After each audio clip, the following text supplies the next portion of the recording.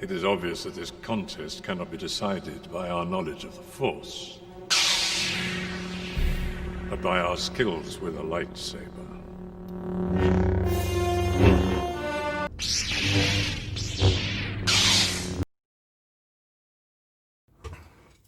Yo guys, it's Chris Murphy 1 here, and how are we all doing today? Hope you're all doing well.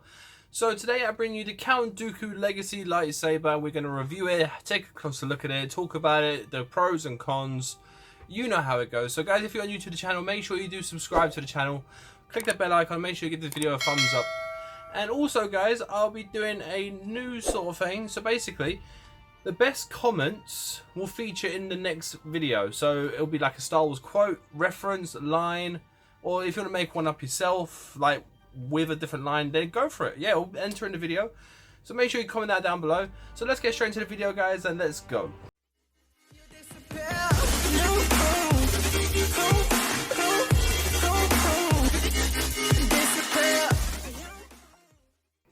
Okay, guys, so we are now going to look at the Count Dooku hilt. So here we go. It's right here in this little crate or box or lightsaber coffin, whichever you guys want to call it. I like it, to be honest. It's great for display purposes. For example, if you get like a lightsaber stand as well, put that on top. You got each individual character has their own little symbol. So as you see, this one is specific to Count Dooku's one. Kylo Ren one has one, the Luke Skywalker has one. Every single one has a unique symbol to it, which I think is great, to be fair. Like, it just has that uniqueness to it. Obviously, the box is, yeah, it could be a bit better than this just plastic box, but other than that, I kind of like it. I mean, you do see some really good people like designing, like painting, all that sort of stuff, drawing on them, making them look unique, which is very good. So if you want to look out for that, there's loads of like groups on Facebook you can look at, YouTube tutorials, stuff like that, which is fantastic if you guys want to have a bit of uniqueness to your box instead of just having a grey box with a symbol in the middle. So for this hilt alone, it will have the price around the back. This one will feature about $129.99. So, and also you'll notice on here as well, it won't say Count Dooku, it will say Darth Tyrannus, however you say his name. Okay, so now I'm just going to open it up and show you guys what the hilt looks like inside.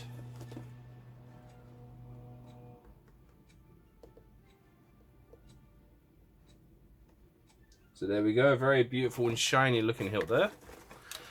So now I'm going to take it out for you guys so you can see it a little closer.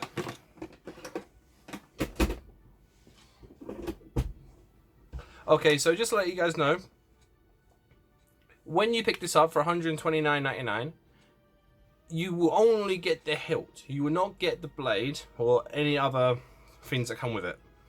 It's just the hilt. The blades, so you'll see this blade here, this is a 36-inch blade, and that will cost you about $50.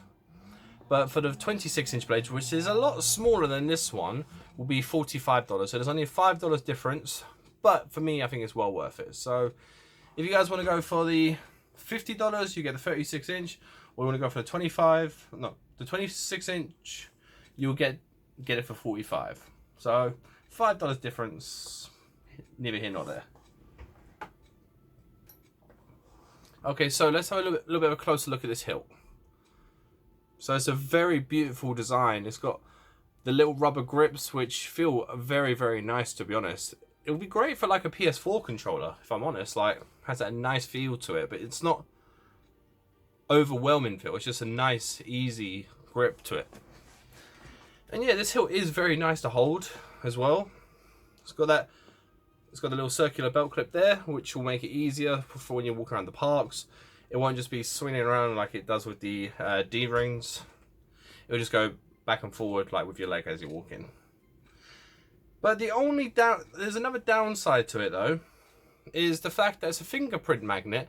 I mean, you'll notice here, like literally all over, you just put your fingers on it and it will be smudged all over. If you guys can see it, like it's literally smudged all over. And here's another down point, is the activation switch. It's that little switch right here. It's very faint, but it's right there. And it's very easy to activate on and off as you're swinging it. So for example, if I'm swinging like that, it can be triggered off and on so easily. It's not great.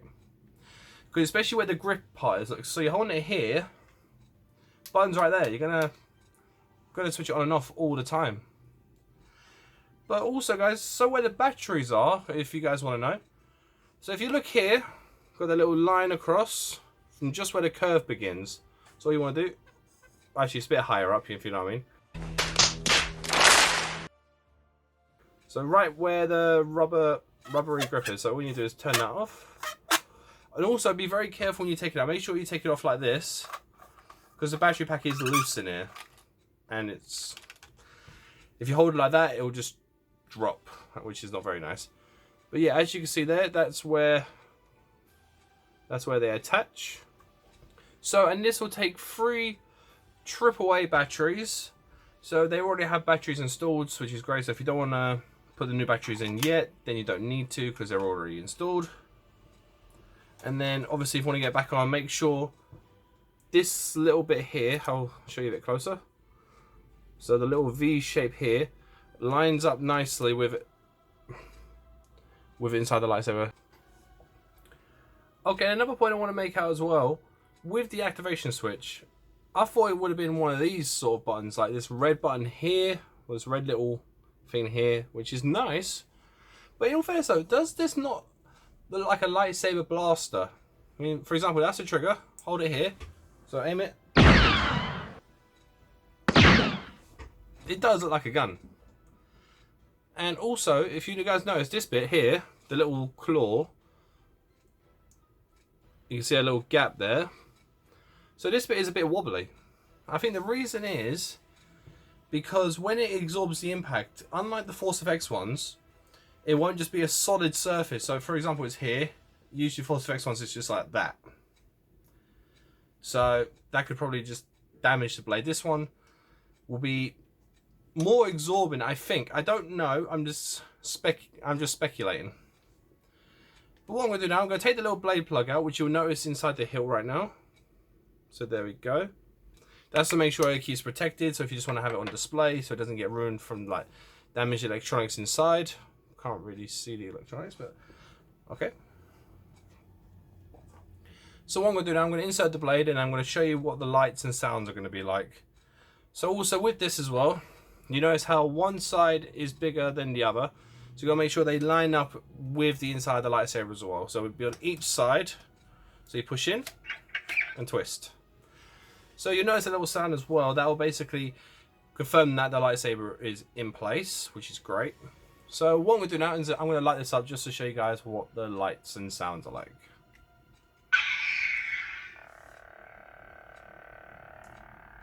So it looks very orangey, but it's really not on camera. It's a very nice shade of red, like very similar to the Darth Vader by red, obviously.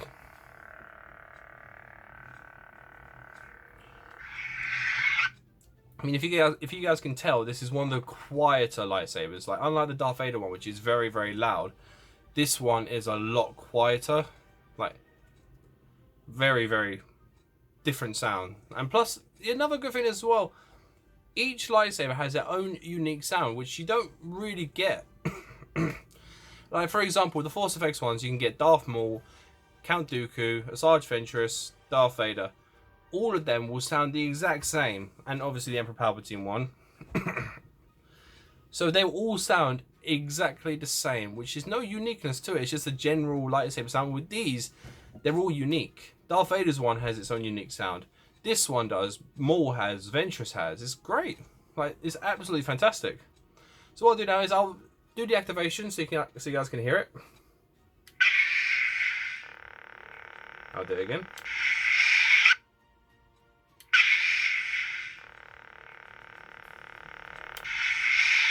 One more time.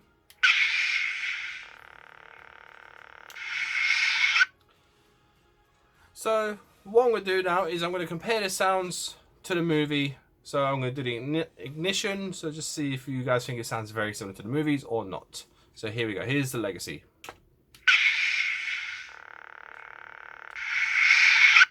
And here's the movie. And Legacy again.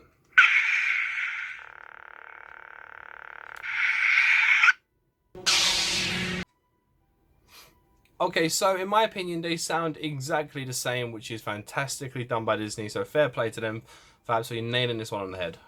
Okay, now guys, I have dimmed the lights down just to show you guys what the brightness is like in a bit of a darker room.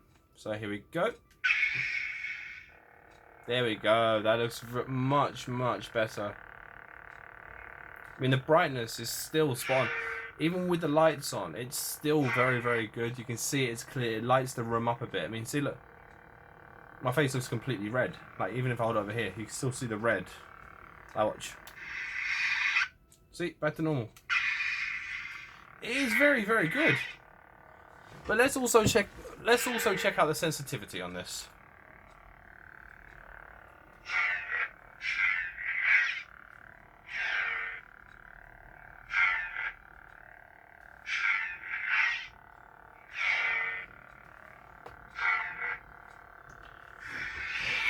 Okay, in some ways the sensitivity is a little bit delayed. Sometimes it is, sometimes it isn't. It hasn't got a smooth swing, which is again why the Force FX ones are more popular for that sort of thing. That's mainly their main selling point. But as far as the Disney ones go, this is one of the better ones for sensitivity, which they don't really have as many sensitive lightsabers, if we're all honest here for a second. Okay, so now I'm going to check out the effects. So basically, it doesn't have any of those cool little effects like the blaster effect, like you just press down for the Force FX ones, like boom, boom, boom, and all that, all that sort of stuff, you know. But it does have a clash on clash effect, which it has these yellow little sparks. I don't know if you'll be able to see on camera. Let's ignite it and see if you can. Okay. There we go.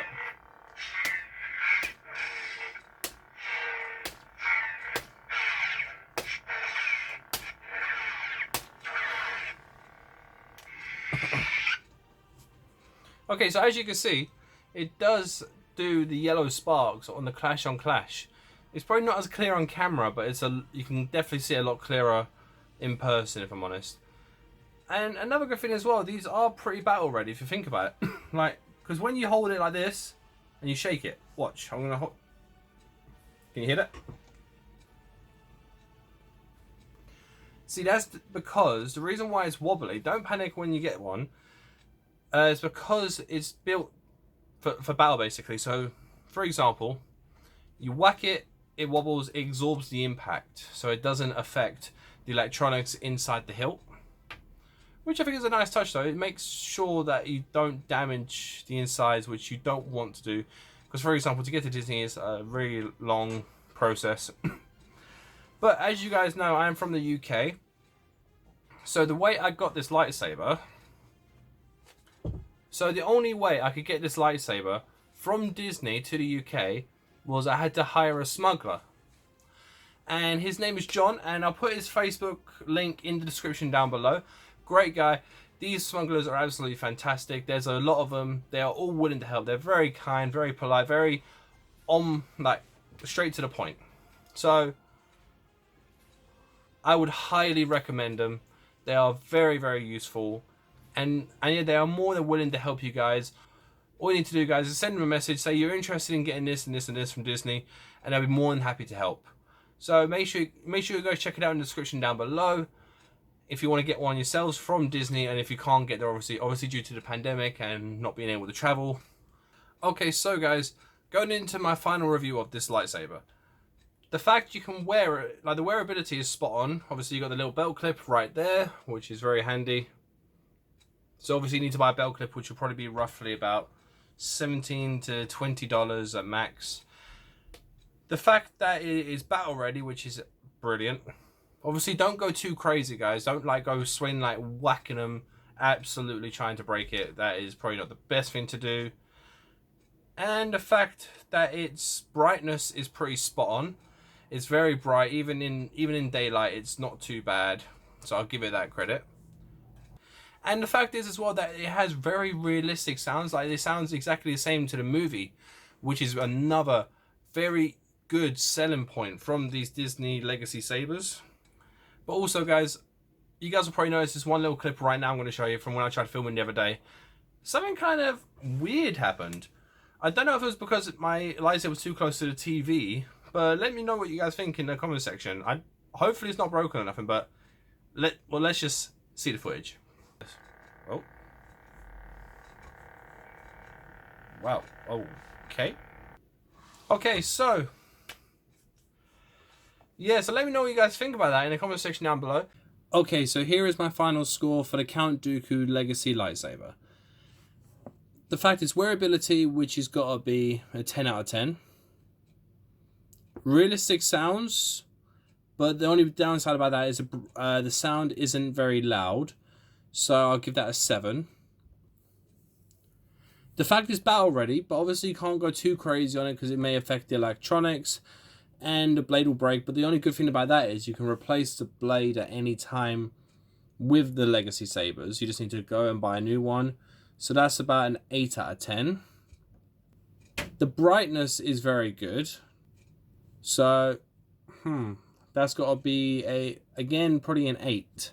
It's good, but it could be better.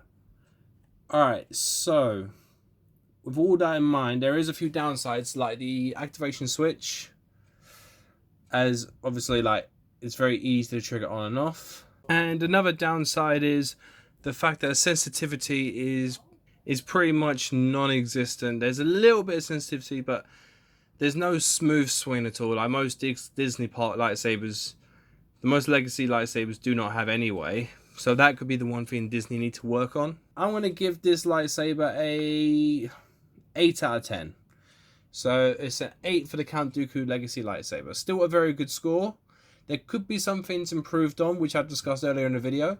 But overall, well worth it for me. Definitely recommend it. And again, guys, make sure you do get your comments in for the best quote, best line, best meme, best, like, if you want to make your own little Star Wars story up, like what you think would have been better, get it in the comment section down below to make sure you can enter in the next video. It will feature at the end of my videos next time I do one, which will be more soon. So I do apologize for not filming recently. I've had a lot of stuff going on this month, which has not been great. So I do apologize for that. But as always, guys, may the Force be with you. Make sure you subscribe. Make sure you click the little bell icon. And guys, thank you very much for watching. I'll see you guys again soon. See you later. Goodbye.